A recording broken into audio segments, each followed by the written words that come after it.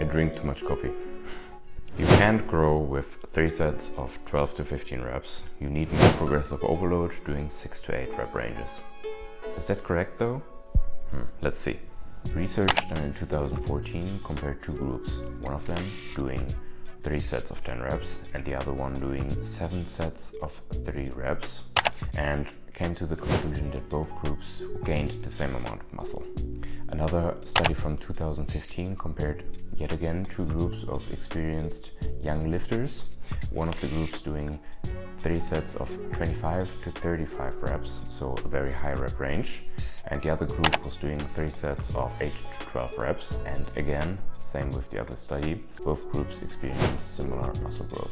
Provided, and that's important, all rep ranges are sufficiently taken close to failure. So it doesn't matter if you're doing high rep or low rep ranges, as long as you go sufficiently close to failure, you will build muscle.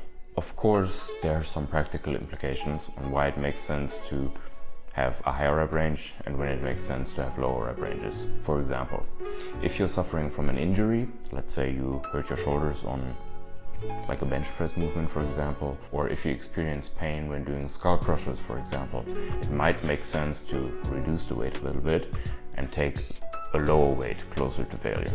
On the other hand, if you're doing compound lifts, multi-joint lifts like the RDL, for example, it makes sense to go for 6 to 8 reps, for example, to reduce your systemic fatigue.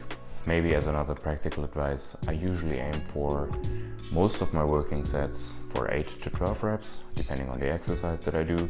And well, even if to a smaller amount, I still include high rep ranges and low rep ranges accordingly with exercises.